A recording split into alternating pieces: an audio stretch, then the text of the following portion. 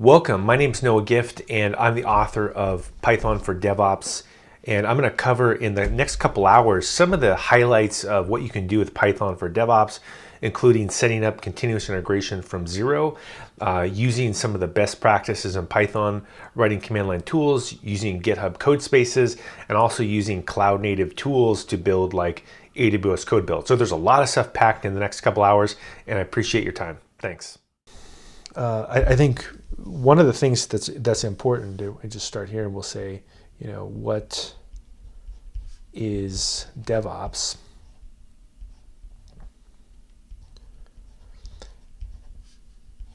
It's really about a feedback loop. And that's really the core concept with DevOps, is that you're trying to do something that constantly is improving the mechanism that you're working with. And another way of saying the same thing is the word Kaizen.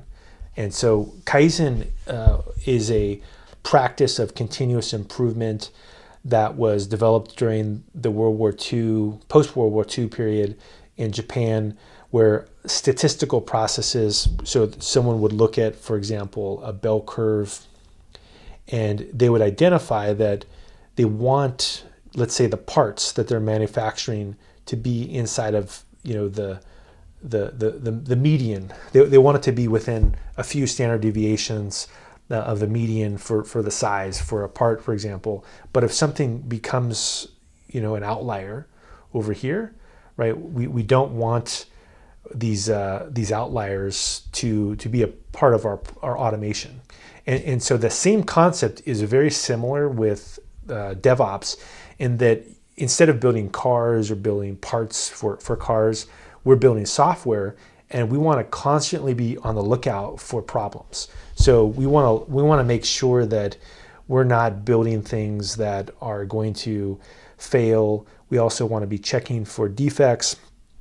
And so that's really the DevOps feedback loop, is that you have some code here, and this code is going to go through a build system, and this would be like the factory system. But in our case, it would be, let's say, GitHub Actions or Jenkins or some other build server. And then you'll go through and you'll test your code. So in this case, we could test it. And then you would go through and deploy the code. And so this is the feedback loop that is critical in an organization. And if you have worked somewhere where this has not happened, where, let's say, you only did the first part, which is step number one, you knew that there were big problems. Like I worked at a company once where we had a startup and there's only a few of us, and the CTO would just push the code into production. And no surprise, we had a lot of outages because there was no build process that went through and made things better. So this is really the critical component of DevOps, is that everything you do on a daily basis is leading to a better outcome because you've automated things and you have a process that leads to good results. So I think that's probably the most critical component of DevOps that is sometimes forgotten about. So now let's talk about Python in particular, and why Python is good for DevOps. So I wrote a book for O'Reilly last year called Python for DevOps. And so let's talk about some of the things that we cover in Python for DevOps. And in particular, I think the things to be aware of in terms of Python for DevOps are almost like a checklist. So if we went through and we looked at a checklist of what are the things that would be helpful in doing DevOps with Python, one of them would be a microservice. And so the reason you would want to do a microservice is that it limits the complexity of an application. So a microservice is something where it has one particular function that it does. So it could be, let's say, a machine learning prediction. It could predict whether there's a customer that you want to give the expensive product to, or a customer that you want to give the lower cost product to. It could be a binary classification, or it could be, an API call. It's something that's a single purpose function.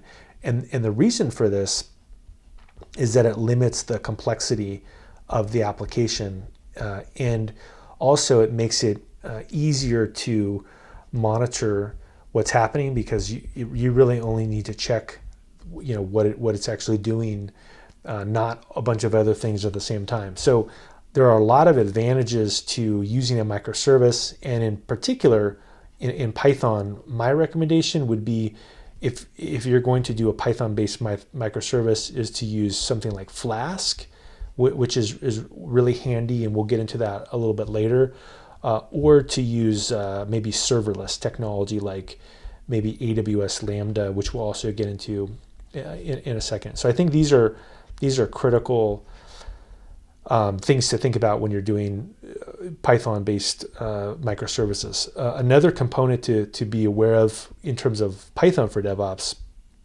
is something called IaC, or infrastructure as code. And what infrastructure as code does is it allows you to package the runtime of your application inside your source code. And this IaC has been around for quite some time. And in IaC, in the old days, there was Puppet, there was CF Engine, there was a bunch of these older technologies. But now it looks like really the new technologies are, we've got Ansible, which has been around for a while. We've got Terraform is another one, and we also have Pulumi. But the core idea here is that, I think that's how you spell it, Puli, Lemi. But the core idea here is that you're able to package the runtime along with the source code. So you can say it's like, this is the RT or the runtime, and this is the source code. And by packaging those two things together, you're making the system a lot more reliable. And then the other thing to be aware of, also that's very Python specific, would be to be able to test your application. So not only should you have infrastructure as code and microservices, but I think using something like PyTest, which we'll get into a little bit later, and also PyLint are great ways to dive into tools that really have been around for quite some time that just make everything better. So that's super, super high level without spending a ton of time.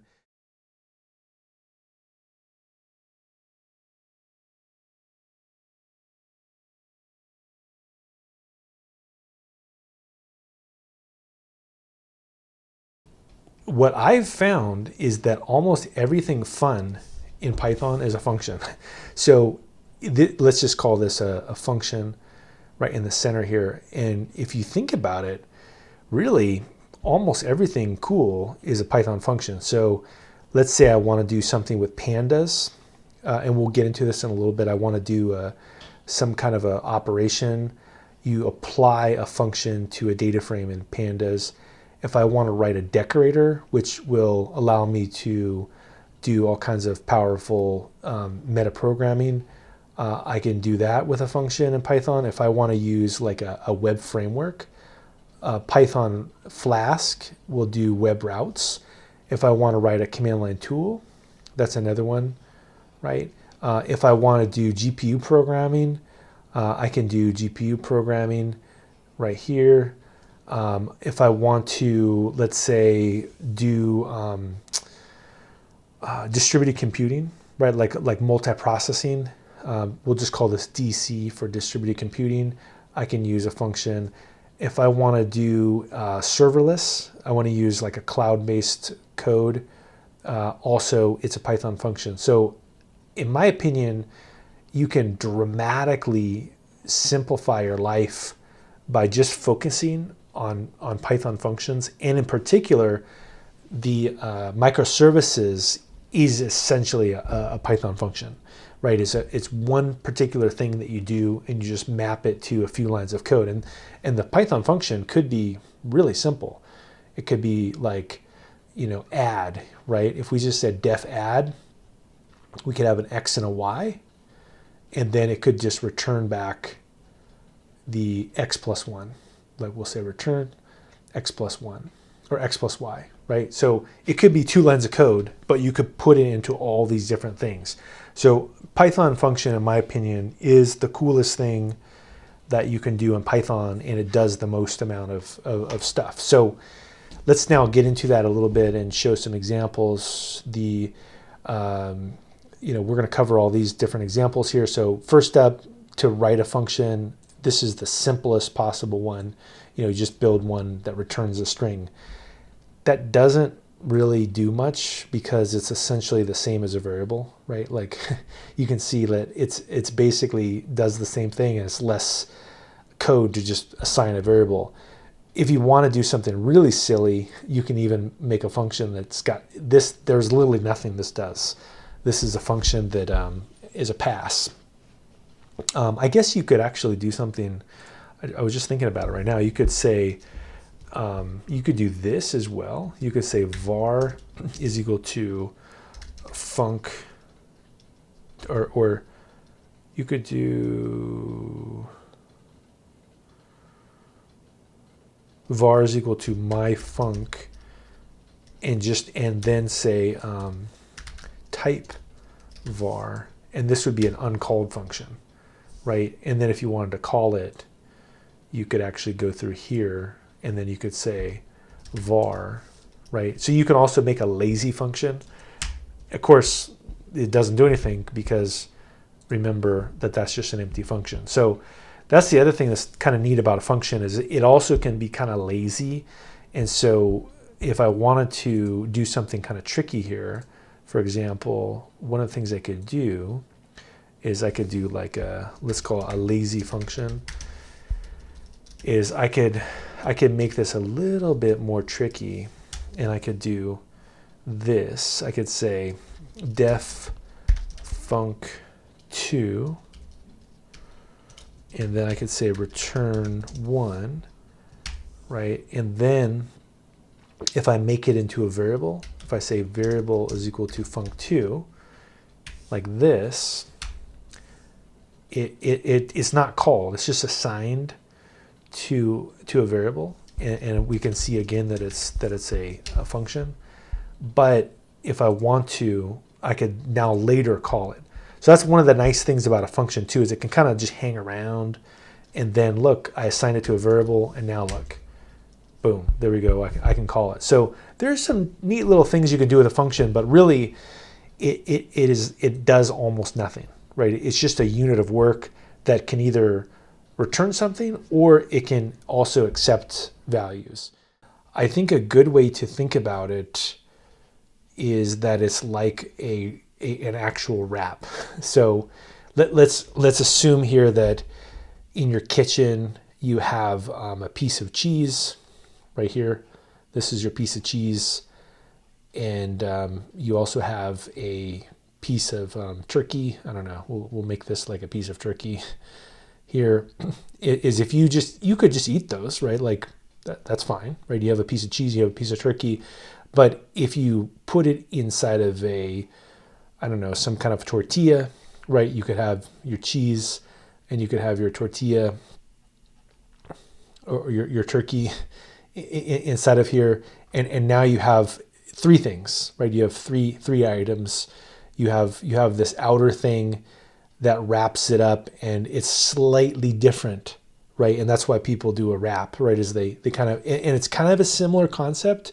It really is, in that if I have a function that's this, that is, again, it's like an add function that's an x and a y, and it returns back a x plus y, that if I put a decorator on top of this, all it does is it intercepts this when you write a decorator, and it changes the behavior based on what it is you told the decorator to do. So it modifies it. So in the case of the timing function, right, if you remember I had that timing function, that if I go through here and I say def add, and I don't say def, I call the function, I say add, and I put in a 1 and a 2, if you remember that timing decorator, what it does is it captures and prints out the name of the function itself.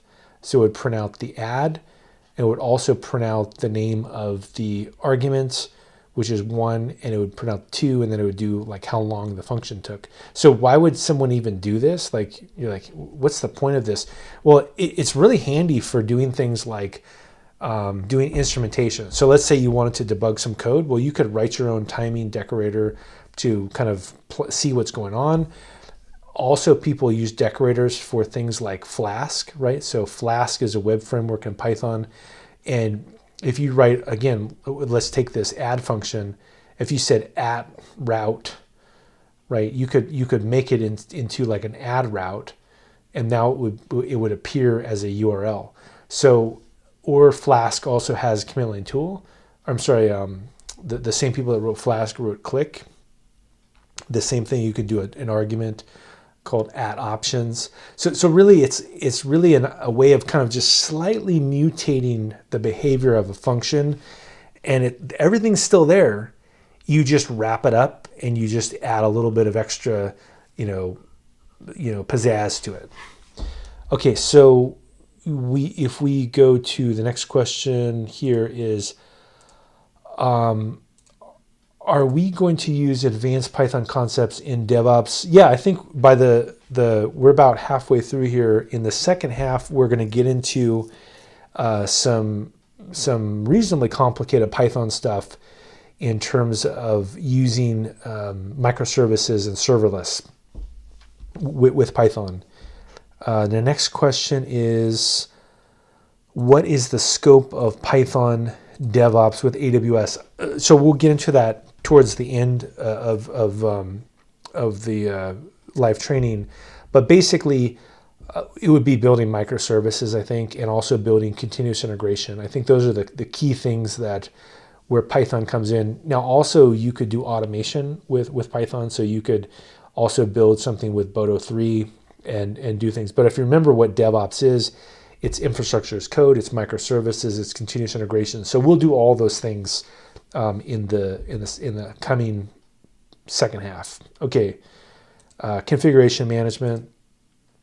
Yeah, absolutely. Configuration management. Polemy is a good example of something that you could do with Python. That's infrastructure as code. Also, Terraform has a interface for Python as well. Okay, so another question here is, which is a great question, which is why aren't decorators like closures? They're both nested functions. Yeah, they're kind of similar. They're pretty close, and some of the same concepts are there. But let's actually break that up into the differences. So, in the case of a closure, here, it's a slightly different problem than a decorator that's being solved. And so, in the decorator, what you're really doing is you're like mutating the behavior. So you're kind of enhancing what's happening by using a decorator. And so the decorator itself will just engulf some function and add some new functionality to it. So it could be, for example, the web route for a web framework. It could be a timer. It could be, it could make it go to the GPU. So usually you'll see a decorator as like something that's mutating and enhancing the behavior. I think another word for this is called aspect-oriented programming, where you're just kind of making it do something a little bit more. But a closure, the reason you would use a closure is that you're actually trying to capture the state of a function. So you have an outer function here, in this case, that has like out, and then inside this inner function, you want to have some state here, like an x is equal to 1. And so when you return back that function, this inner function has some smarts associated with it, and those smarts are kind of just hanging around, right? And so why would you want to do this? The example that I showed you earlier, I think, is a good one, which is like a video game that you're building. So you're building a video game and you want to like keep track of the state.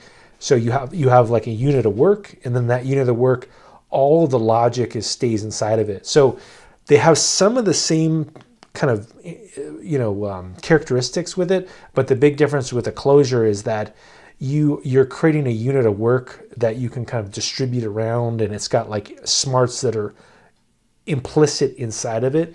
But a decorator is using some of the same mechanisms, but it's designed to mutate and enhance the behavior of something. Okay, another question here is, can you explain a generator? I absolutely can do that. Let's go ahead and go into a generator. Yeah, generator is a very important concept. And let me step back for a second, because this gets into DevOps. So, what is cloud computing? Well, cloud computing is really one of the places you're going to be doing DevOps. And more than likely, if you're doing DevOps, you're probably using cloud computing. They're almost kind of, joined at the hip. And so what is cloud computing? I think the big thing to take away with cloud computing is this concept of infinity. And why is cloud computing a thing? Well, it's basically the ability to have infinite storage or near infinite storage, near infinite compute, and near infinite networking, right? So really, you can't break the cloud. Like, no matter how much stuff you give the cloud, you can't fill it up, right? That's really the kind of the story here. Now, that's great, except for now, how do you use this, right? So you've got infinite storage, but then now what? How do you actually deal with infinity? Well, one of the ways that you deal with this is by using something like a generator. So we'll call this now, this is where a generator comes into play. And what a generator does is it allows you to operate on infinite data with low memory and lazy evaluation. So what happens is that you only need to operate on something a piecemeal at a time. So let's say you write a generator that accepts the some storage, and the storage has got, let's say it's got 40 petabytes of data. Well, that's not going to fit into RAM, right? you don't have a machine that can run that. So if you tried to put that into memory, your machine would blow up. Even if you had a cluster, the cluster you would have to generate that would process 40 petabytes of data would be so, like huge that it would be cost prohibitive. But a different approach would be to just do a little bit. Like, how do you eat an elephant? You do a little bit at a time. So with a generator, all you're doing is you're making something that says, like in this case, connects, and then it could actually accept some value like X, which is the petabyte of data, and you just say for Y in X yield Y. And all this means is that, look, don't give me all 40 petabytes. Give me one thing at a time and let me process it and do some kind of a thing.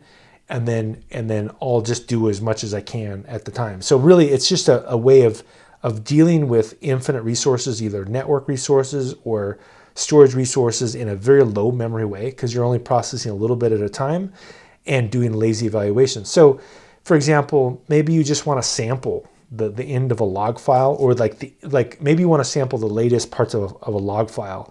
Why would you need to go back 10 years of history to get 40 petabytes of data? You don't. You just go to the end of the file and you just grab a few of the rows and you just lazily kind of get a piece of it at a time. So that's really all a generator does. And the reason it can do that is the special syntax here, which is yield. Okay, next question here, which is, so do we need infrastructure as code if we use containers? It's a good question. Okay, IaC for containers. And so the answer is that you do. And the idea here is that infrastructure as code is kind of a abstract concept. And the concept, for a second, let's say what are we trying to do? So what's the problem that we're trying to solve is that you want to have the runtime and you want to have your software, right? Those are the two things that you need to solve. And so what does infrastructure as code solve? It solves the runtime aspect of it. Now, the infrastructure as code, if you include containers with it, you're maybe taking 80% of it, and you're able to solve 80%. But there are going to be some pieces that are missing. For example, if you're doing, let's say you're deploying to Amazon and you're running Amazon EKS here, which is Elastic Kubernetes Service, is that something has to provision the cluster. Like, so who does that, right? So who initially provisions the host cluster? Next, what if you need a development environment, you need a staging environment, and then you need a production environment? You'll probably need something that can kind of toggle between those environments. Or you also may want to configure inside of the Kubernetes cluster itself some kind of a failover scheme. So, do you want, how do you want to handle CPU load? Do you want to spin up new machines? So in a nutshell, something's got to run there. Now you can do the Kubernetes-based infrastructure as code, right? They have things like Helm, or you can do Terraform, but you're still going to need something. And it doesn't necessarily have to be any of these tools. It's just that the whole problem you're trying to solve is you want to package the runtime and your software at the same time so that it automatically is applied, and there isn't like a dangling bit somewhere where really what infrastructure as code solves is that the humans go away. You don't want the ops person somehow, the ops person has to go away and become code, because you don't want to like deploy something to, let's say, Kubernetes somewhere, and then it's like it's almost deployed, but there's one person that's got to push 3 or 4 buttons, because what happens at 2 a.m, that one person now is not there, right? Or if you're trying to deploy something and somebody's new to the company, so it solves a lot of it, but always still there's something that's got to do the little bits of configuration, and there isn't one perfect answer for it. It could be lots of different tools, but yeah, there has to be something that orchestrates the network layer and kind of configures it all together. Okay, so that's probably a good spot to start to shift a little bit into building more DevOps-y kind of stuff. And so what I'm going to do is I'm going to move over to, I think what I'm going to do is move over to Codespaces. So in this particular project, this Python DevOps course, what I can do is go to Codespaces here, and I'm going to remove another site I had earlier like this, and I'm going to create this GitHub Codespace. And all a Codespace does is that it allows you to basically build stuff inside of a like a web browser and write code. And so beneath the hood, it is actually Microsoft DevOps course. Beneath the hood, it's actually just Visual Studio Code. So I think it's kind of a neat little tool to play around with. So let's go ahead and dive into this. And while that's opening up, notice that it's using a container. I'll make it a little bit bigger. But what I can do, I'll show you kind of the general style that I typically build when I'm building something, is that I like to build initially a virtual environment so that I have some access to like a clean, even in a container. So what I typically will do is do this. I'll say, Python 3-m venv, and I'll call this Python DevOps, like that. So notice that in this case, it doesn't have the Python virtual environment, but it might have virtual env. There's two ways to do it. Yeah, so virtual env works. I'll just do that. I'll say virtual env / Python DevOps. There we go. And then I will source it. And I'll say source / Python DevOps. So that's typically the first thing that I do when I'm starting to play around with kind of building a project out. And notice that I have this thing, like this make file here.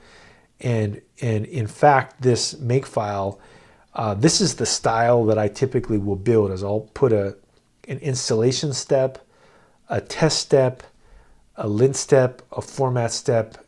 And the reason for this is that then I don't really need to remember anything when I'm starting on a project. So notice this right here. We have an install step.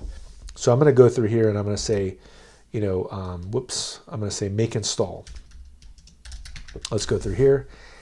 And if I go through here and I say make install, it's going to look inside of this requirements file, and it's going to install the PyLint package, the click command line tool, the PyTest package, the PyTest coverage package, and also this formatting tool, right? So we've got all this stuff and we're ready to go. And so let's go ahead and look at the first thing that it is going to do. It's got a test here, and notice that there's a file called hello click. So let's go ahead and look at this hello click here. So notice what this does is it's a pretty simple command that I'll just kind of clean this up a little bit. Is I use this click command line tool, and here's where the decorator comes in. And this is why it's important to understand a decorator. Is remember, a decorator, it enhances code. So all this does is add some functionality to something that tokenizes a word. So all this does is I put in a word and it just splits it, right? So it doesn't do a lot. But in order to get that word, I'm going to need to take a command line flag here to actually capture it. And so these little pieces here will make it a fancier command line tool. So I'm going to go ahead and run this. So I'm going to go here and I'm going to say, Python hello click, like this, hello click -- help. And what it will show me is that I have this tool like this called hello click, and it says this is a command line tool that tokenizes phrases, right? So that's what this string is right here. So it basically builds everything I need for me, which is pretty neat. And all again it does is take a phrase, which I capture here, and then I click it out, I echo it out right here. So let's go ahead and put in some phrase there. So we'll say phrase and say, this is a very nice day, or something, whatever. There we go. And so what I do is I take that string and I then tokenize it. Now, what I like about this as well, about this click framework, is it does have some pretty cool little tricks that you can do with it. So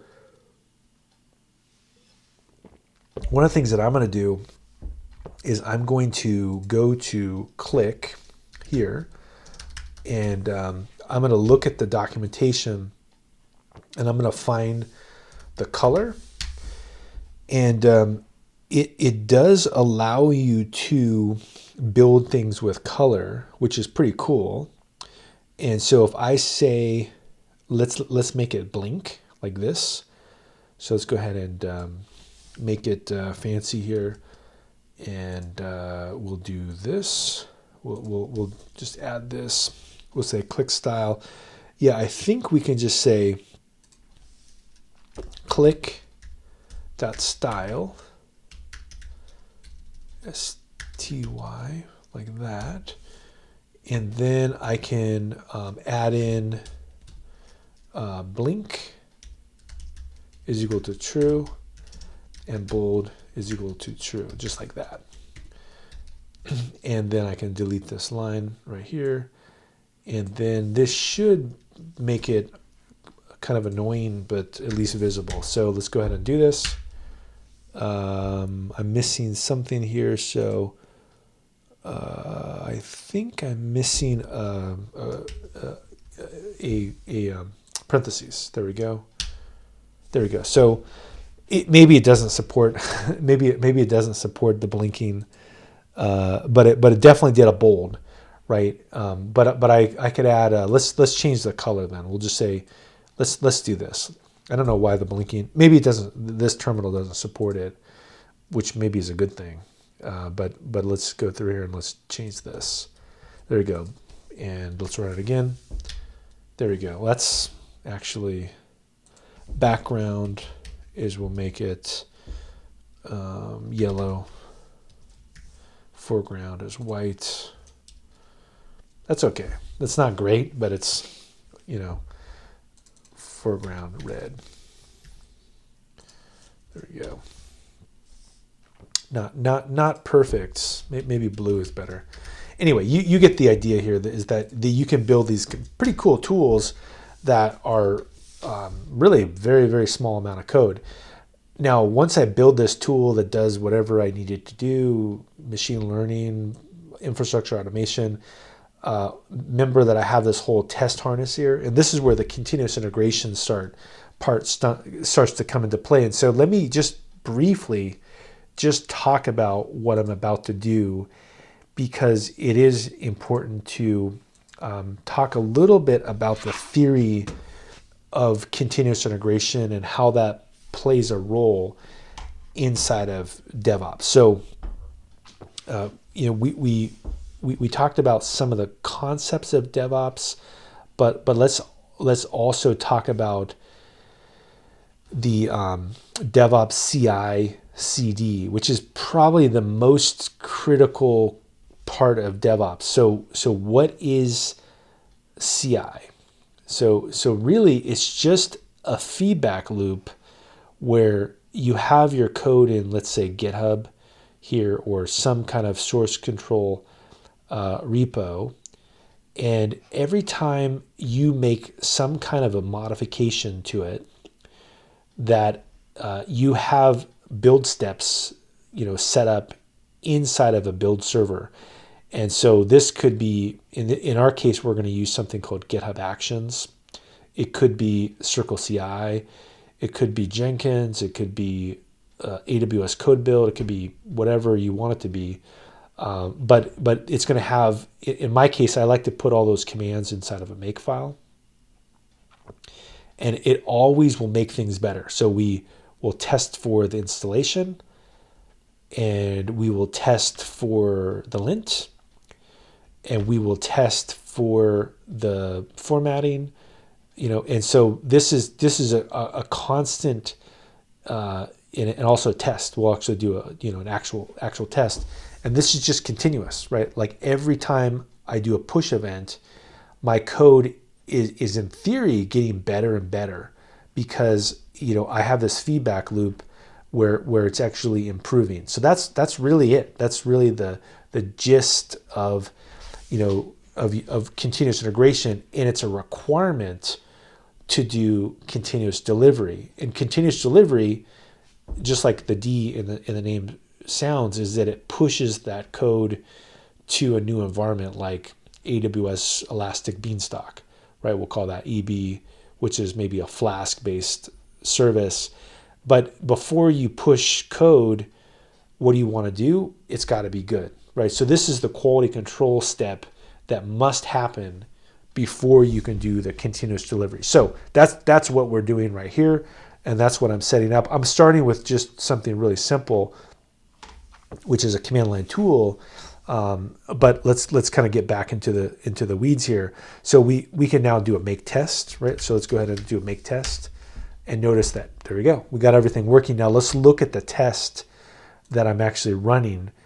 Notice that click itself has a test runner, and that all I'm doing is I'm invoking that command line tool, and I'm saying, look, run it, and it should return back a 0, and also, make sure that this word appears in there. So I'm essentially doing a functional test, and I'm verifying that it does what I think it does. Now I also can do a lint. If we go back here, I can also lint this code. So I can type in, make lints like this, and then this will go through and it will make sure I have the proper syntax. Now, why would you care about a lint? Well, one of the reasons why is that it's really easy to accidentally make a mistake or do some kind of problem, and sometimes your test won't cover it. And in this case, this would be a good example, is if I just say var equals this, and I just do that, I believe that this will blow up if I say make lints. Yeah, so notice that, look, right here on line 4, I create an empty list, and then I just do nothing with it. So my linter is telling me, hey, basically get a hold of yourself. What are you doing here? You just made some bad code. Now my test though will pass, right? So if I go through here and I say make test, it passes. So it's not that it's bad code, it would still run. It's just a time bomb.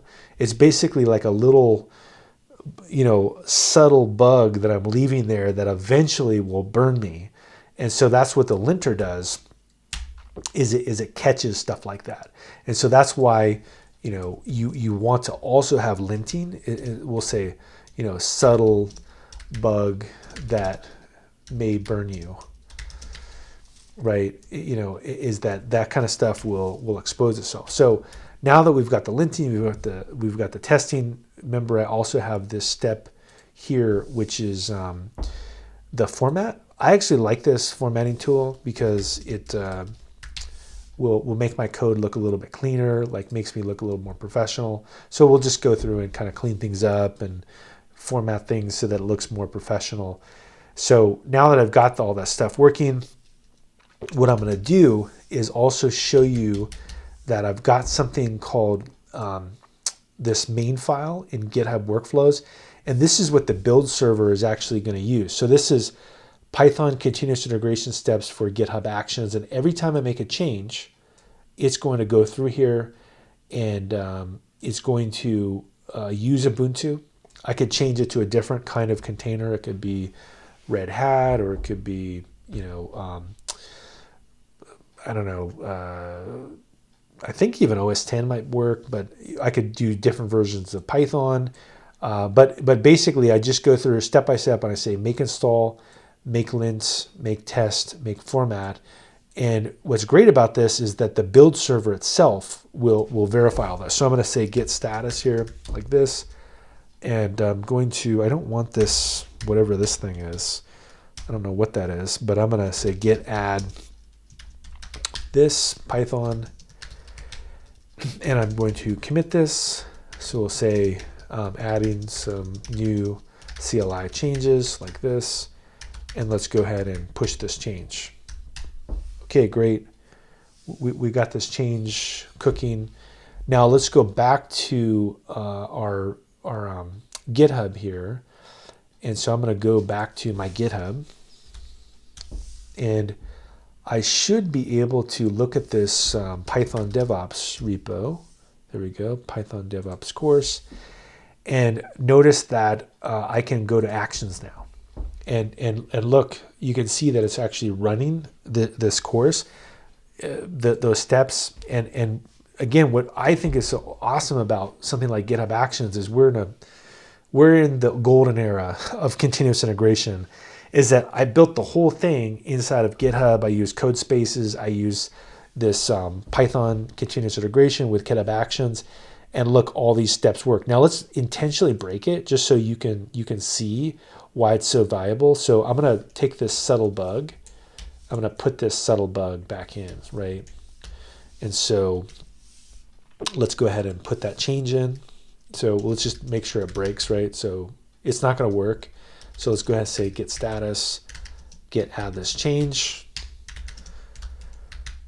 and then adding broken lints or borked lint. There we go. And let's push this change. Okay, perfect. Now let's go through here. Let's watch this change, and it should be able to run it again, and this time it'll fail. So this is the other thing that's nice about it, is it'll fail on a very specific aspect of it versus the whole thing. And so, you know, I'll know that my lint is the step that I need to check. And if I'm working on with a team of people, obviously I can go here and say, oh, there we go. Look, whoops, I've got a lint problem here. I need to go check that out. It looks like, here we go, line 5. I have a statement that has no effect on it. So really, really helpful. And in fact, I believe if we go here, I can say create status badge, copy this, and I could actually put this inside. Actually, it looks like I already did this. So I can put these steps inside of here so that it'll actually reflect the latest changes. In fact, I think, yeah, if I refresh this, there we go. You can see it's failing, right? So it's it'll eventually wake that up. So you've got click and you've got argparse. So maybe we just do the pros and cons of these here. So the pro of click, excuse me for a second. So the pro of click is that it is able to have decorators that are the dispatch, right? So you can call this a decorator based workflow, which I prefer. Another pro of it is that it's by the same creator of Flask, so there's a lot of minimalism. And then I think the other one is that the probably the advanced features, like the colored output and subcommands and those kinds of things. I think it's got a little more whiz bang stuff to it. Argparse, the pro of using Argparse would be that it's probably a little simpler because it's in the standard library. You don't have to install anything, and it's in the standard library, so you can't really go wrong. If it's in the standard library, you're probably safe. I personally like Click because I like the decorator kind of flow, and I like Flask because it's really simple, and I like some of the advanced functionality like colored output and subcommands, and I find it to be less code to write myself, but that's just my opinion. But I think Argparse is fine as well. Okay, next question here is, so are you going to show us how to set up a CI/CD pipeline that you're demonstrating now? That would be great. Yeah, so in fact, that's exactly what I'm going to do next. So the next thing that I'm going to do, and I'll just sketch it out here, is like, CI/CD pipeline from zero. We'll do this from zero. So we'll say CI/CD. I don't know. I'm going to make a new one. Let's go. Let's do it again. So CI/CD. Really, all you need is you're going to need GitHub, which again we'll do right in a second. You can do GitHub. You're going to need some kind of a scaffold right? So you would want like a make file here. You would want like a hello world, like a hello file, and then you'd want your build code, and that's really kind of the gist of what you would put inside of there, and then the CI/CD would be inside of GitHub Actions. And then we could actually build this out though. I'm gonna shift gears here and move this to something called AWS Cloud9, which is another cloud-based development environment, which will allow us to do some more fancy features. But yes, that's exactly what I'm gonna do. So yeah, thank you. You led me right to the question. Perfect timing here. So let's go right into it. I'm gonna go to AWS Cloud9 here, and what I'm going to do is I'm in the console and I'm going to type in Cloud9, which is a cloud-based IDE. And if you're using AWS, probably you want to use this. I would recommend using it. Let's make it a little bit smaller. And let's go ahead and create an environment from 0 here. And we'll call this, cloud, CI CD. There you go. We'll say this is a cloud-based continuous integration and deployment environment. There we go. Perfect. Good to go. And we'll say next step. And now notice when you first set this up, I would say the defaults are great. And you can go through here and build some really large systems out if you needed to do parallel computing or whatever, but I just leave everything default, including Amazon Linux. And if you keep things at a 30-minute timeout, it'll also be a great way to save money, and it's very cost effective. So we'll go ahead and say next step, create an environment. So it takes literally 30 seconds, and then we'll be able to kind of get this thing cooking.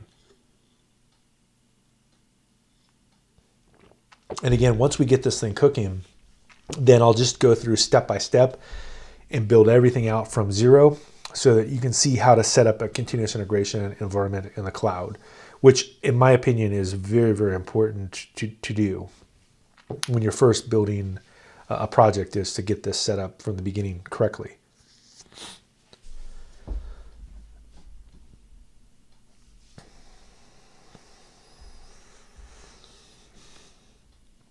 Okay, this thing should be waking up here any second.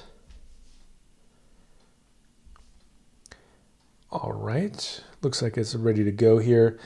And when this is actually set up and wakes up here, let me just show you a couple things that you can do and why people like using Cloud9. One is all the tools are already pre-installed for you. So in this particular example, the big takeaway here is that I can go and type in, let's say, AWS S3 LS, and it will list out all the buckets because I don't have to have keys. I don't have to have anything set up. I can run any command that I want inside of here. I can invoke Lambda functions. I can do SageMaker calls. It's a very powerful environment. And as well, I can actually go into AWS here, and I can even explore things like S3 and like look at visually the buckets and copy data and all kinds of fancy stuff, look at Lambdas. It's a really rich environment to do things with AWS. But for now though, what I'm gonna do is I'm gonna build out a new environment. So first step for me, every time I work on a new environment is, let's go ahead and build a new Git repo from, let's just start from 100% from 0. So let's go through here and we'll call this, DevOps from 0, like this. And this is a new CI CD repo, like that. And I would recommend doing a README file and a git ignore with Python, like this. And then I would also that's it, those two steps here. And once you've got that set up, what we can do is click on this code icon here, and I'm going to copy this and then go back here and clone it. Now, one problem right off the bat is this won't work because I've not set up the SSH keys, right? So that's the encrypted end-to-end communication between GitHub and this environment. It's a brand new, you only have to do this once, but we need to do that. So let's go ahead and do that. We'll type in SSH keygen -t RSA, copy this file out. And then from here, what we can do here is actually print this out. There we go, print this out. And cat this. And now what we can do is go to GitHub and go to my profile here, go to settings, go to SSH and GPG keys, say new SSH key like this, and we'll call this DevOps CI CD and add this key. Right. So again, you only have to do this once, the first time you create a new environment. Now that I've got that running, if I go through here and I do up arrow, and this is another thing that it's kind of a small thing to tell you about, but I think using the up arrow or history is really critical to being good at the command line because you'll make less mistakes. There we go. So we've got this, and I'm going to CD into this right here, and I'm going to say Python 3 -m virtual environment / and we'll just call this DevOps from 0, like that. There we go. And I always start off with a Python virtual environment here, and I usually like to call it the same name that I built earlier, like the same name of the GitHub repo, which because it makes it easy to remember what's happening. Okay. And then to source it, I'll go through here and I'll say tilde.devops from 0 bin activate. So this, if you're not familiar with why you would want to do this, which it is a little bit confusing if you're new to Python, you're like, why am I doing this? Like, this is extra work. Many people I meet, students especially, they're like, why are you having me do this? Well, it's really the golden pathway. It's like if you're ever on a trail somewhere in the woods, and then it says, there's a sign that says there's snakes that bite you in the grass out there. Don't go out there. There's probably a reason they put that sign up there. This is the same thing. It's like the sign is like, don't go in the woods, you'll get bitten by a snake. Is that if you create a virtual environment, it isolates everything so that all these problems that are really annoying pretty much go away. So I would 100% recommend you use a virtual environment and you do this process. So if we say which Python, notice, there we go. The Python is now living in here. So that's step one. Create the repo and get a virtual environment. Okay, now what do we do here? We've got nothing inside of there. We need to create a scaffolding for the project. So what I typically do is I say touch makefile. That's a file I create, and notice you can see it right there, just like that. I also will create a hello file like this, just like that. I'll create a test file, test hello, and I'll create a requirements file. And that's really the kind of the structure. These 4 files: makefile, just some script, a hello file that kind of gets us cooking, where we have a structure. And we can build a continuous integration environment. So I like to be lazy, and what I will typically do is I'll find another project that's got some good stuff that I've done things with before. Why type when I can copy? So I'll just copy this stuff inside of here. And now notice this will really burn you bad, is whenever you create a makefile, and think of a makefile like a cookbook recipe, it's really less work. It's not more work. It just keeps track of things so you don't have to type them. It must be spaces. And so if you don't make it tabs, it must be tabs, not spaces. If you don't make it tabs, you will not enjoy life because it will give you all kinds of very subtle bugs that are going to be super, super confusing. So let's go ahead and do that. And notice that we have a few things here that we'll need to tweak a little bit. So notice it says coverage. This will be the coverage for the tool. Let's just change that. We'll just say hello. And then notice it said test click. Sure, let's change that. Go like that. We also do the same thing. We'll make this do that. And we can just kind of enhance this. We don't have to, we can make our own, a different tool, like a different command line tool. But that looks pretty good. The requirements, I will put those ones that I know we'll have to install Click, we'll have to install PyLint, we'll have to install PyTest, and Python Black, right? Those are, for me at least, these are probably the 4 tools that I typically will work with. So I'm going to say make install, and notice all the make install does is it does a pip, it upgrades pip, and then it goes through and it does the requirements and installs the requirements. So okay, let's go ahead and do that. There we go. We're upgrading pip and we're going to install these libraries.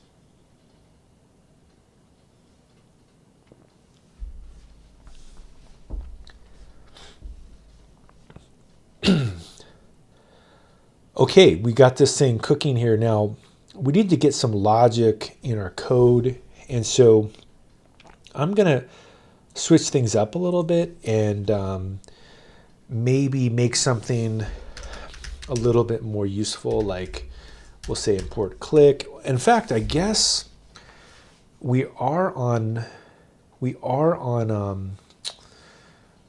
AWS here, aren't we?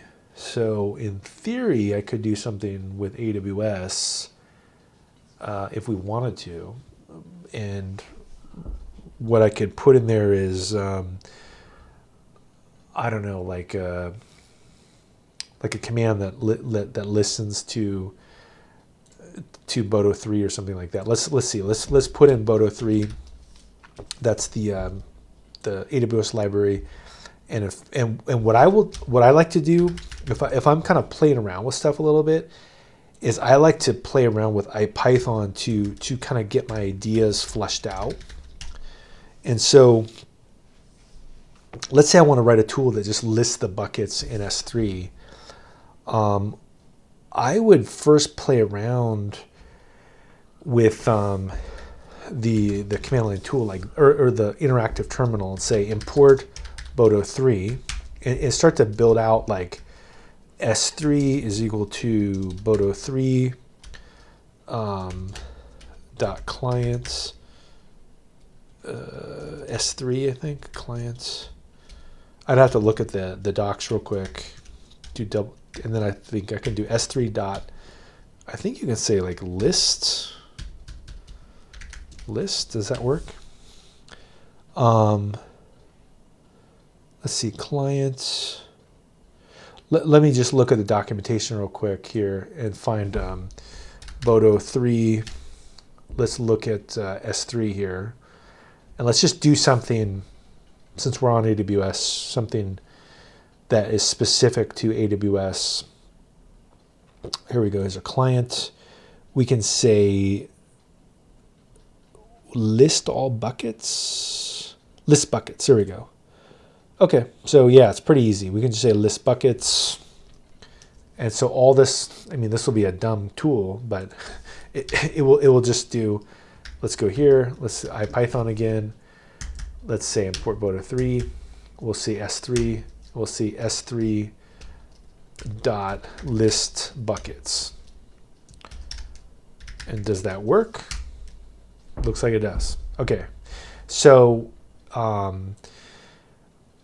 not that complicated of a tool, but let's kind of copy some code here. Let's kind of just be lazy and just copy a little of this and just clean it up a little bit. So I'm gonna put some stuff in here that's, instead I'll just say I actually don't even need to accept a command line. I can literally just run this. I believe I can just go like this, and I can just take this out, and I can say buckets like this, and we'll just say this lists lists buckets. This lists my AWS S3 buckets. There we go. And we can say we'll import Boto 3 up here, right? Because we need to do that. Boto 3, and then I can say buckets, or I can say S3 is equal to Boto 3. We need to import Boto 3. So here we go, import Boto 3. And then I say, but S3 is equal to Boto 3 dot list buckets. No, actually Boto 3 dot client, and we make a client to S3. And then we say buckets is equal to S3 dot list buckets, right? Like that. There we go. So now what we could do is, I think that looks good, is we just put this inside of here. We just say buckets like that. And we just say my buckets. My buckets. And then we just change this to buckets. Although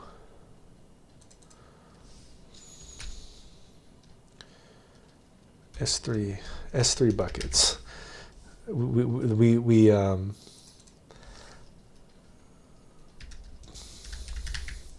I need to clean that up a little bit.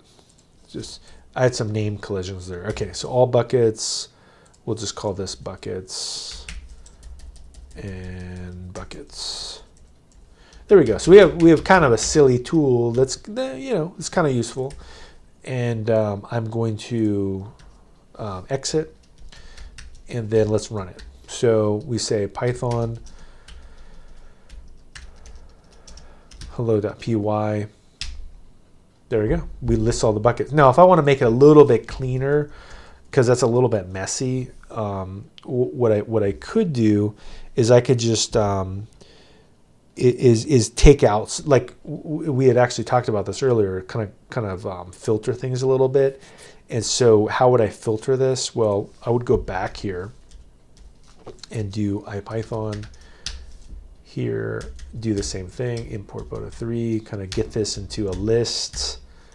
We'll say buckets, all buckets, like this.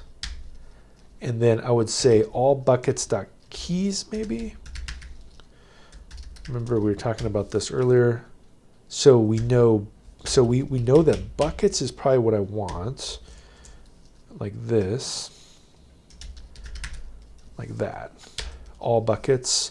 That looks pretty good. And then we could say that all buckets. What happens if we say name? Does that work? Or it's a list. Okay, so for bucket in all buckets, we can say bucket name like that. Does that work? That does not work. Bucket. Oh, or maybe I need to print it. Prints bucket name. There we go. Yeah. Okay, that works. So we can. We could build this. Actually, do some like partial searches and all kinds of cool stuff. But let's just keep it simple because we don't have all day. I'm gonna do this, and then I'm gonna say, put this inside of a for loop, and then we'll just say all buckets name, like that. There we go, name. So I think we got something that is kind of useful. There we go. Well, for bucket. So for for bucket and all buckets, bucket name. There we go. There we go. So we got my bucket, my buckets, or we could just say bucket. So we have a halfway decent kind of DevOps type tool here that prints out buckets. We could do partial searches, all kinds of. Don't have time for all that. Let's just get this cooking. Okay, so what do we do next here? Well, I would probably just focus on building out just maybe the lint to start with here, because that's probably the most important. So I'm going to go back to this lint file here and just say, okay, does that look good? Let's go ahead and make the lint here. Does that look good? Okay, linting is good. The test would be a little bit more complicated because of the fact that we would have to use like a mocking library. And so I'm not going to write a test for this for now, because it actually makes API calls to AWS, which is a little bit tricky. So instead, maybe I even just do something silly, like I just say, like def, like hello there, and then I would do X and or I'll just do I'll put an add in here just so we have something silly to test. We'll just do an X and Y, and we'll say return X plus Y. So I could write a small little test in here as well that says from hello import add, and then I could say def test add, and just say assert that 2 is equal to add 1 and 1. There we go. So perfect, looks pretty good. If I say make test, we should have something here. Let's double check here. So from hello import add. Let's go back here. Make test. Oh, because I didn't put the coverage tool, so we need to do a coverage tool called pytestcov, which is actually important to know about, because it'll show that we don't have full test coverage because we're skipping that AWS code. There we go. So that's exactly what I would expect, is we have partial test code. So we pretty much have everything ready to go here. And what I'm going to do is do a git status like this, and I'm going to add in those 4 files. So this is kind of, again, the scaffolding. So let's go ahead and add this and say commit, adding Python scaffold. Perfect. And now you could do all this, hello, the messages, and make the right name, but I'll just skip that. So I'm going to go back now to my new repo that I've set up here, which should be under here. And what we should do next is we should actually get our DevOps environment set up. So what I'm going to do is I'm going to go to GitHub Actions, and I'm going to say create a new workflow like this. And notice that when you first set it up, it gives you all this stuff here that's like a hello world. And I'm just going to copy something from a previous one because it's good enough. Like it's going to be similar to what we're doing. And I'm just going to paste this in. So this is how I would recommend kind of setting it up, is you can just tell GitHub Actions itself to kind of set it up. And if you use this make file, right, it'll do make install, make lint, make test, make format. There we go. We have all this stuff cooking, and then we can commit this file. Perfect. If I go back now to GitHub Actions, we should be able to get this thing cooking, and it should now go through and do a installation. It should do a lint, and it should do a test.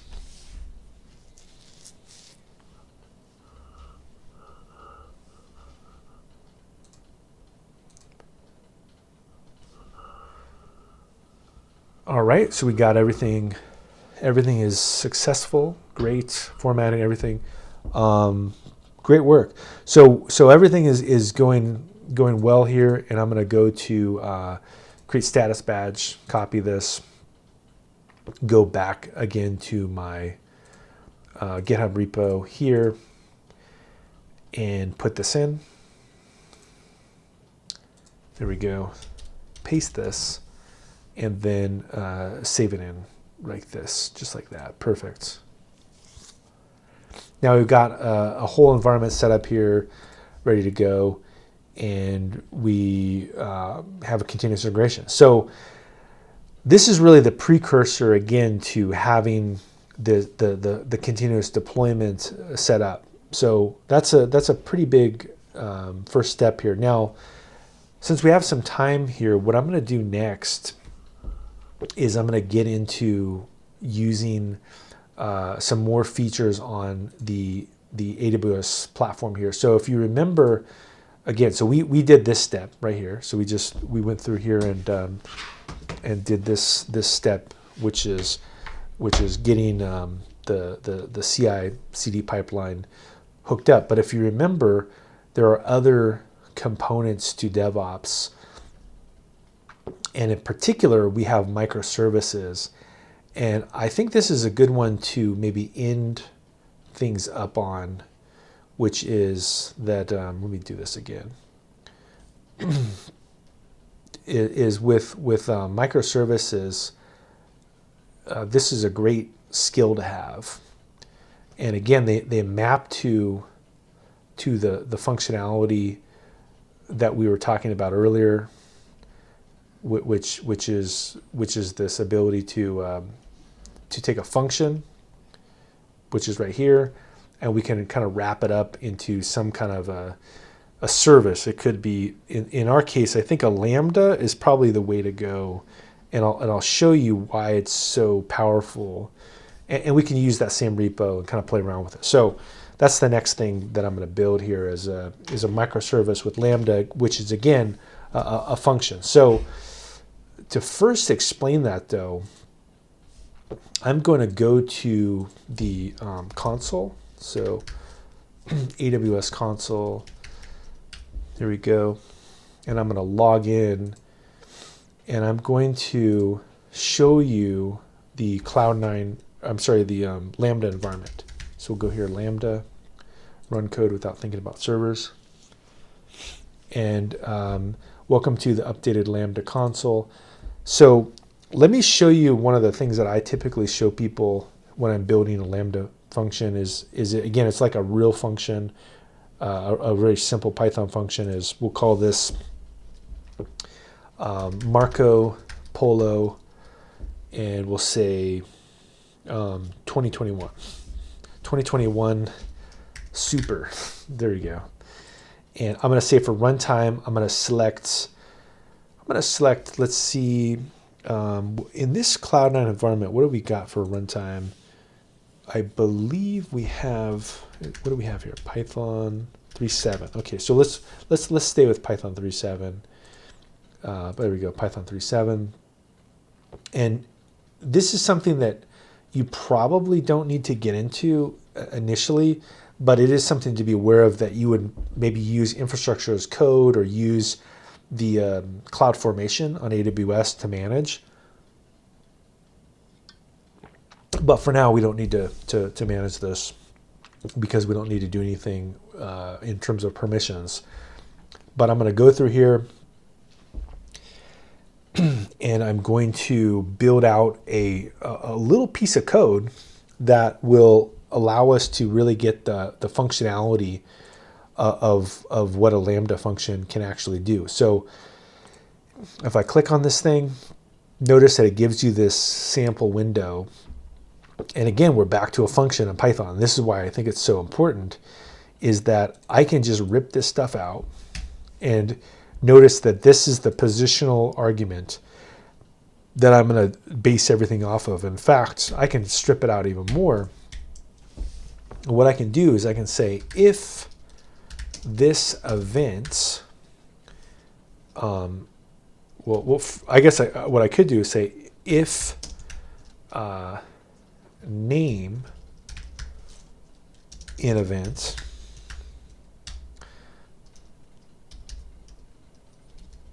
and then I could say if event. So basically, first, does the word name appear? And if it does, then look for the value Marco. And if you get it, then return back Polo. If you don't, return back no. So basically, like, first check if something's there. Otherwise, we could have another return statement here that says return back error. Like, so basically, if I have an event that's just blank, it'll throw an error. It'll say error. If I have a name that says Marco, it'll give me back Polo. If I have a name that's just empty or a different name, it'll return back no. So I have 3 different cases here. So what I'm going to do is I'm going to deploy this thing and I'm going to test it and I'm going to put a test event. And so the first thing I guess I'll do is I'll just call this empty. So let's just put nothing in there and just see what happens. So it should return back error if I invoke it. And in fact, it does, right? So we have an error message. Now, if I want to do the bad one, so let's just put in Bob. And I'll put Bob in here. I'll put name is equal to Bob. Let's see if it likes Bob. Well, it format. For some reason, error message Marco. If events Marco. If events. Oh, I see what I have a slight logic error. So I'm going to go back to the code and I'm going to say if event name is equal to Marco. There you go. Then return back Polo. So there we go. Deploy it, test it. So now if I test this we can actually invoke it. It should have worked if name well let's try Marco. There we go. I'm probably making this thing a little bit more complex than it needs to be. That's the problem. But if we say Marco, if event name, let's just double check. I'm doing something really silly here, which is okay. So if the name is in the event, and if the event name is equal to Marco, oh well, there we go. I have a syntax there. I think that was all it was. Was I just had a little block that was messed up. Invoke it. There we go. That was it. I just was missing a semicolon. So look, if we say, if I say Marco here, right? We'll call this Marco. This will work. If I put in a new one and we have one called Bob, and then we put Bob, it should say no. So anyway, I have three test cases here, right? Like no, and then if I do an empty one like we saw before, which is like none, and I just put nothing, then this one will say error, right? So this is kind of the cool thing about building these things out, right? Is like, hey, there we go. Look, now the really cool thing about something like this though is that not only can I like do what I was just doing, but I can now play around with it back inside of my my AWS environment here. So what I'm going to do is I'm going to go to AWS here, and I'm going to go to the Lambda, and I'm going to find that function. I'm going to scroll down here and find it was like, what did I call it? Like Marco Polo 2021 Super. So I can invoke it if I want, or I can import it. And so I'm going to import it, and I'm going to put it, sure. Let's select a workspace folder. Yeah, let's try that. So it's gonna throw it inside of here, and then now notice that, look, I can now play around with it right here.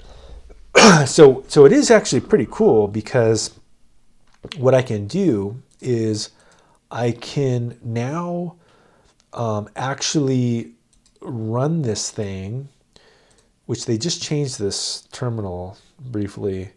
So I'll have to, is it here?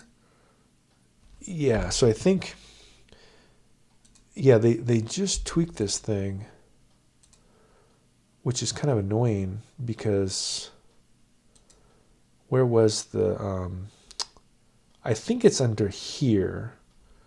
You have to go to,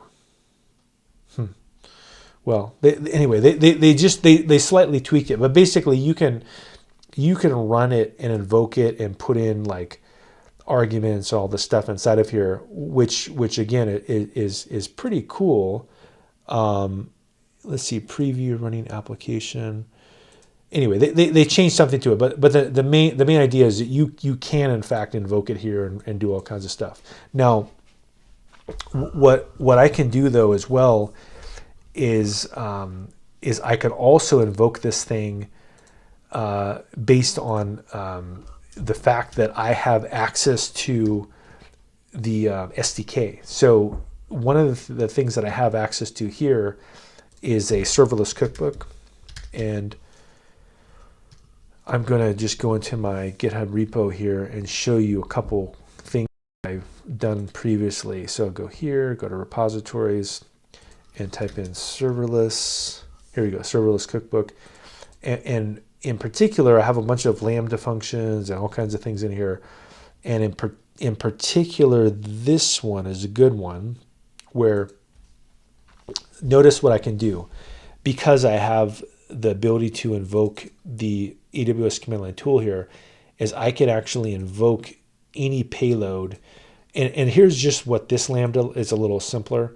But notice that I can do that. So I'm going to go ahead and do this. I'm going to take this command and throw it inside of here and just invoke it. So it's kind of a similar function. So how do I do this? What I do is I say AWS Lambda invoke, do a function name, build this out, build a payload. Here's the key, here's the value, and then I basically print this thing out. So there we go. Print this out, and let's just run it again. There we go. So basically it's able to print this out. Now what happens if I change it? Let's call this Bob. What happens here? Let's run this. No, there we go. See, right. So I actually can in fact, I think I can just do that. There we go. That's probably a better way to do it. And then I can just cat what's an out. So you can see no, but if I invoke it with Marco, I can go through and do this. And if I want to go through and I put other commands in here, like let's say Sally or something like this, I can do that. Now, all great. And in fact, actually super useful, because this could be something that maybe it cleans up a database, or it does some kind of operational things. So I might want to build a DevOps solution that invokes things like this. And so what I also want to show you though is that if we go here, and let's just double check the one I'm calling one called Marco Polo 9000. So I'm going to find that function. So I have one called Marco Polo 9000. There we go, Marco Polo 9000. And notice that this one is running Python 3.8. It was made last year, great. But look, I can click on this monitor icon. And in this monitor icon here, what I can do is I can actually look and see when it was actually invoked, and notice that it was actually invoked recently. So I can see that it was invoked recently. I can also click on the logs here. If I wanted to, I could create a dashboard, or I could go to view logs in CloudWatch. And what's nice about this is that it has very good logging that will let me see all the different calls. So remember, I did Bob, Marco, Sally. Look, there we go. We have all of them inside of here. And in fact, I could even go back to my code and I can kind of tweak things around and do all kinds of stuff. So let's actually go through here. And let's remember this says this was the event. If name is equal to Marco, return Polo. So this is a different one I wrote earlier. This is not a match. But let's add some new stuff in here. And let's actually put, this is not a match. And let's actually put the name that was actually, this is not a match. And let's put in the name of the whole event there. And then maybe also we can say here, if it was a match, we can say, maybe an F string that says this is the event Marco, and we'll make it tall or something like this, and then do event, something like that, just kind of tweaks it a little bit. So let's go ahead and deploy it. And now I'm going to go back to this tool here, and I'm going to do it again. And this time I'm going to change this to John, like this. Let's less John. No, okay. And then let's go back to this CloudWatch. And in theory, we can go to the last logs here, and we should see a John inside of here. This will take a second, but we can actually, basically debug these logs here very quickly, unless it's not in this one. And maybe it's in the, there's a new log file. Let's just check the latest one. There we go. So there we go. This was the event, John. This is not a match, right? So remember, I just added that logging code. So the feedback loop is pretty awesome, actually, for this whole workflow. Let's just draw that out real quick and describe, what are the different things that we're actually doing here, and why this microservice is so cool. So again, I just put a little, intentionally I'm making something really small, which is a Python function.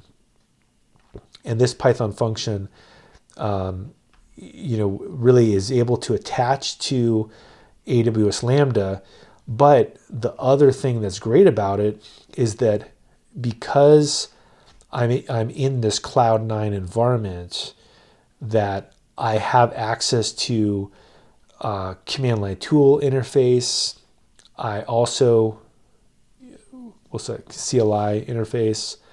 I also have access to the logging interface with CloudWatch, right? We have great logging with CloudWatch, and I also have a rich, IDE as well that I can actually debug things. So for my opinion, for building services that are DevOps type services, these microservices, using things that are small pieces of Python, this is really a dream environment. And I've personally built pretty complex systems in probably, a tenth of the time that a team of people could do it in, because I'm using a very restricted a piece of code. And so I'll show you something I built a few years ago using Lambdas.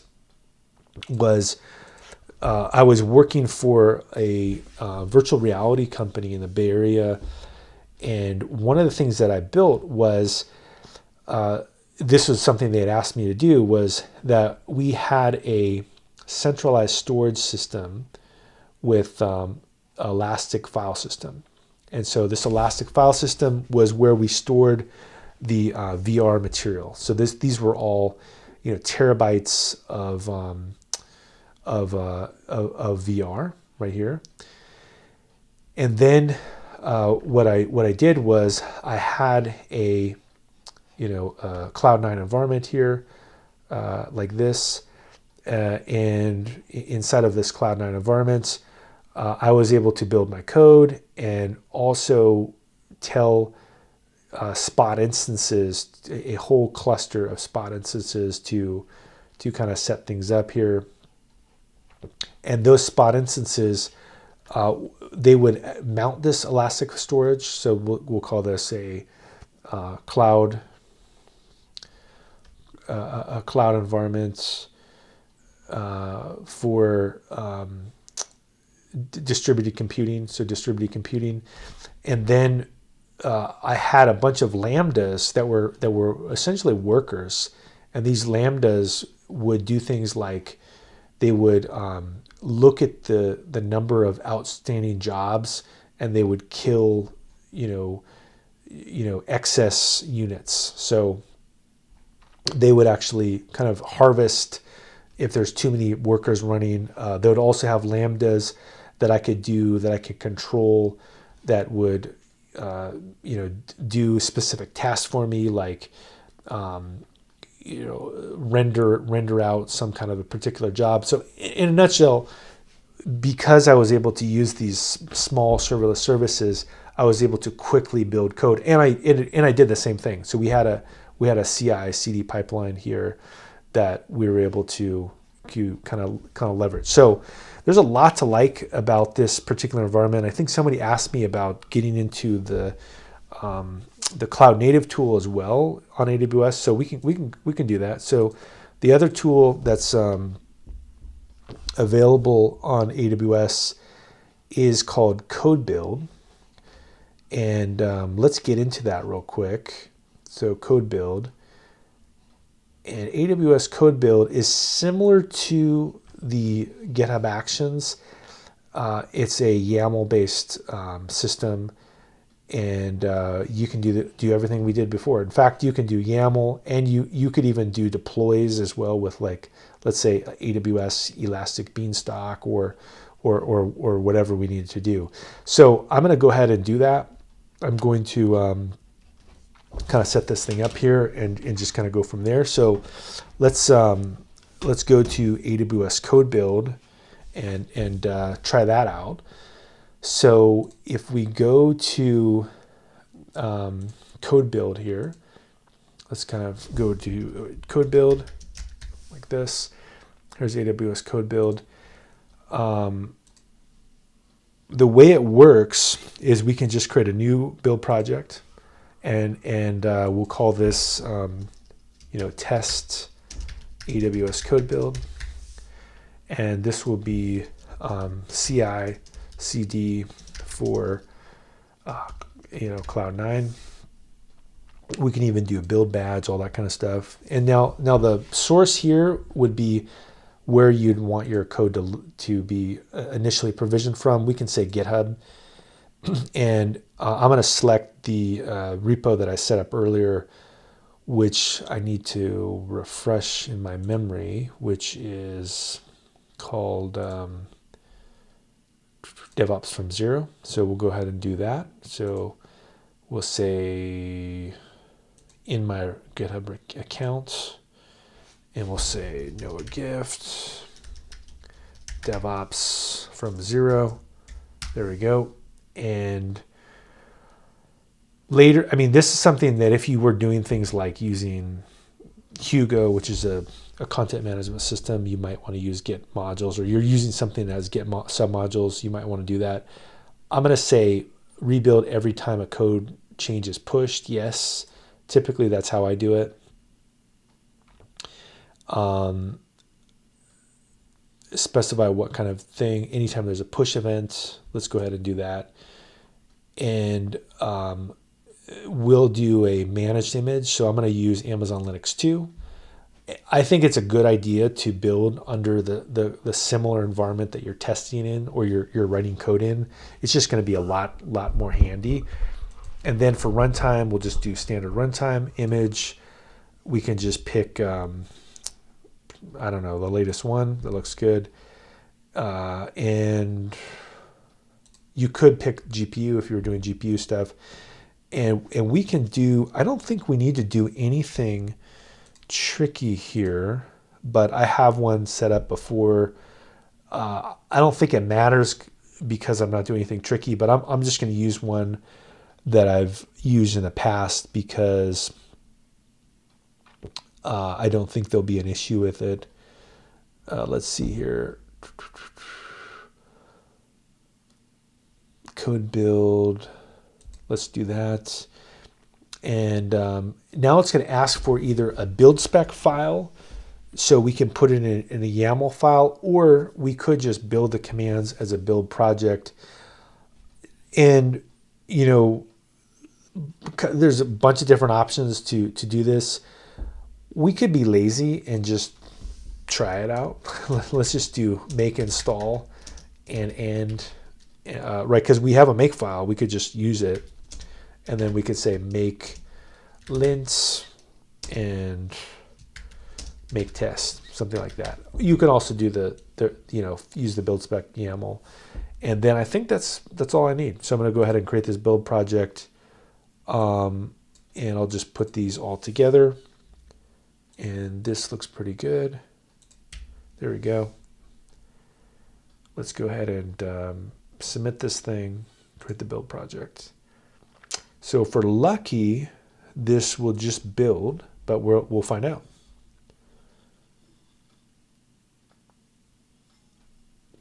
The things that might go wrong, typically when you have a problem with this, it's the service role. So that's sometimes what goes wrong.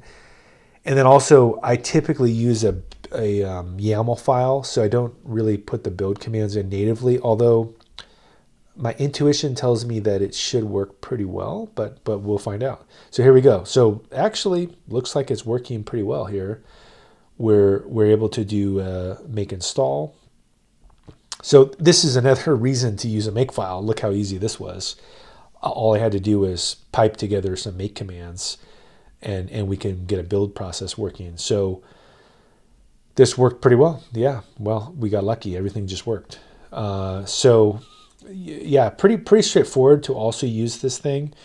And I believe that the build details, I forget where you put the build badge.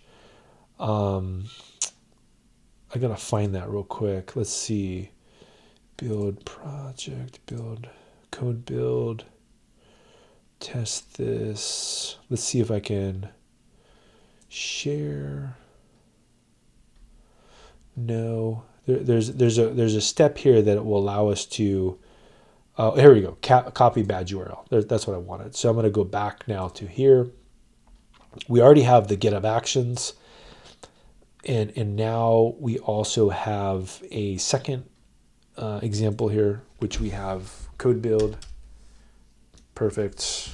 And we can let people see that. I think they give me a weird one here, which is, I don't know why they just put it in a, this seems like it's missing something, but maybe not. Let's see. I'm gonna commit this, and yeah, it looks like it needs to have like an icon or something. It's missing the actual image file. So maybe I do this. I just say like this and put this string in here and do this, Control E, and just call this AWS CodeBuild. Maybe this will work, and save it up. Yeah, there we go. So pretty good. We actually did a lot of stuff today, and way more than I thought we would do.